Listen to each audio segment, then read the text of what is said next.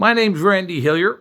I was an elected representative in the Ontario Parliament for 15 years, and many people know that I was the first politician in any of the Canadian parliaments to publicly oppose the state of emergencies, the counterfeit pandemic, the lockdowns, and of course the neither safe nor effective but mandatory jabs that many were coerced to take.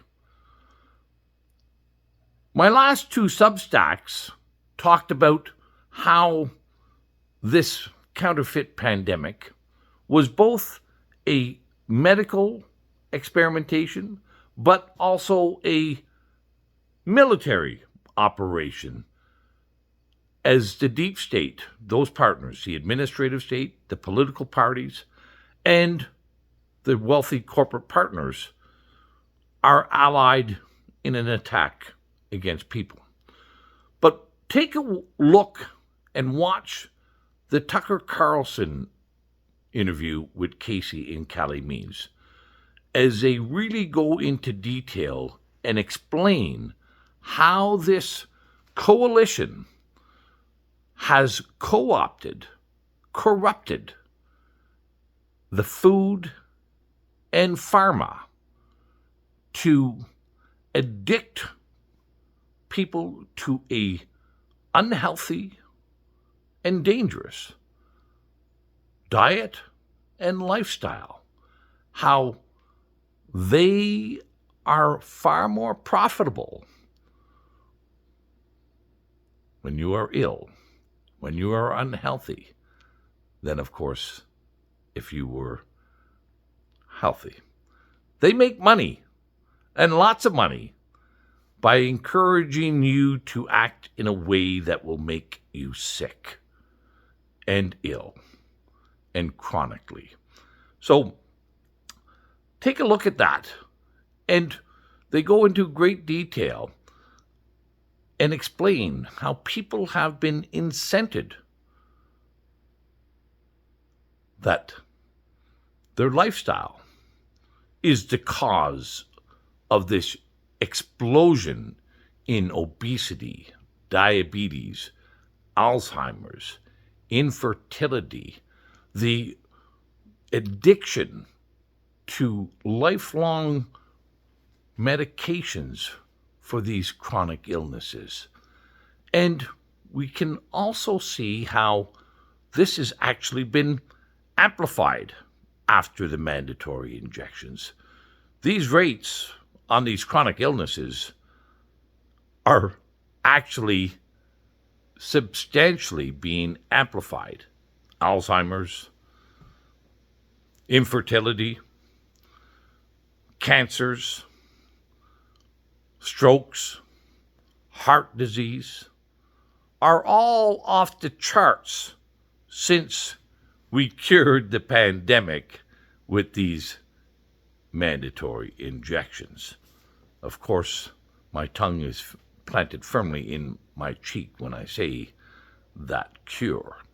But I think it's also important for people to realize how the system actually works in order for you to find a way to fix and not become trapped in this corrupted, distorted system that we falsely call democracy or a republic.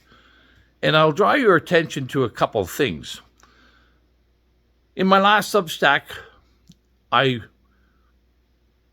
indicated that I think it's very unlikely that the Americans will have an election in November, at least not a fair election.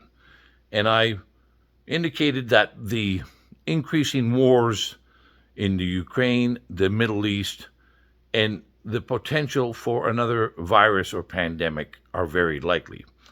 In the last week, we've seen a very unusual and, I believe, dangerous escalation in the Ukraine war with the attack on the Kursk region, but we have also seen that the WHO has now declared a global emergency because of the monkeypox.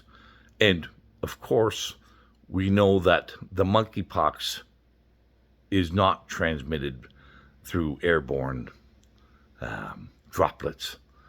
It is due to lifestyle that the monkeypox is transmitted. But they're talking about making billions of vaccines available. And don't be surprised if the monkeypox will be used to justify mail-in ballots and rigging the election in the U.S. once again. Now, there's one other thing I'd like to mention, and that is we have also seen increasing and violent riots in the UK. We should realize that this unrestricted and unrestrained immigration that's happening throughout the Western world is purposeful.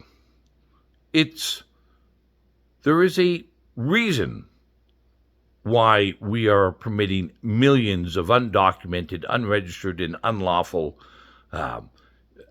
immigrants into our countries. And governments are doing nothing to stop it, but indeed they're facilitating and encouraging this unrestricted immigration. And that has a couple objectives or consequences.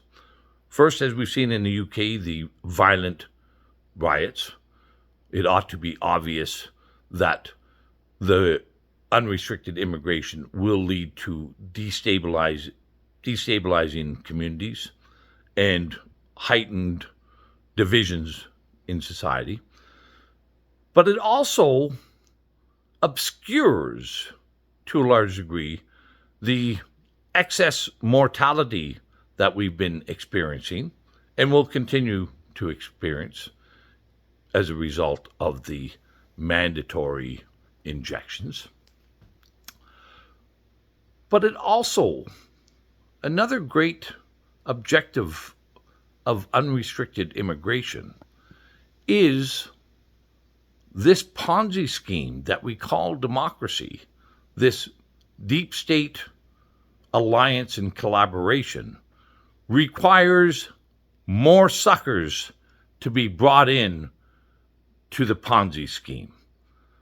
So immigration, unrestricted immigration, has many benefits for this corrupt system that we're living in. And we should also realize, as we've again seen in the UK with these violent uprisings and riots, is violent responses to government policies. Although we may think that this is valuable, what it actually does is justifies even further restrictions on our freedom, restrictions on our mobility, and more control on us by our governments.